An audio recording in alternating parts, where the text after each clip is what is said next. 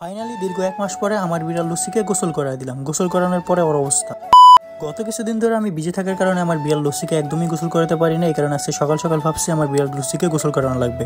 এই জন্য সকাল সকাল এসে বিড়ালকে সুন্দর করে আদর করে নিতেছিলাম, কারণ গোসলের আগে ওরে সুন্দর করে আদর না করলে, ওকে ঠান্ডা না করলে ওরে গোসল করাইতে আমার অবস্থা পুরো 12টা বেজে যাবে। আদর করতে করতে যখন লুসি ঠান্ডা হয়ে গেল তো ওকে নিয়ে চলে গেলাম সোজা বাথরুমে গোসল করানোর জন্য।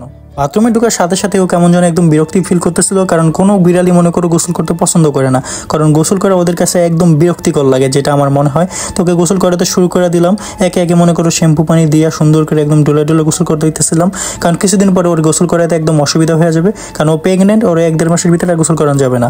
এত গোসল করানোর পরে গামছাতে সুন্দর করে মুইসা দিছি, আর এখন দেখো ওর অবস্থা পুরো ক্যাঙ্গারুর মতো লাগতেছে। আর শুকানোর পরে দেখুন আবার ক্যাঙ্গারু থেকে মনে করো বিড়াল হয়ে গেছে, মানে বিড়ালদের এইটাই একটা অবস্থা, গোসল করালে পুরো 12টা বেজে যায়। এরপরে আজকে ওর উপরে আরো একটু অত্যাচার করলাম, ওর নেল কাটা নিয়ে এসে ওর পায়ের নখগুলো কেটে দিলাম। এরপরে ভাবছিলাম ওর জন্য একটা গলার বেল্ট কিনতে যাব, কিন্তু বৃষ্টি মামা আমাকে আর বাসা থেকে বেরই হইতে দিল না, কিছু করার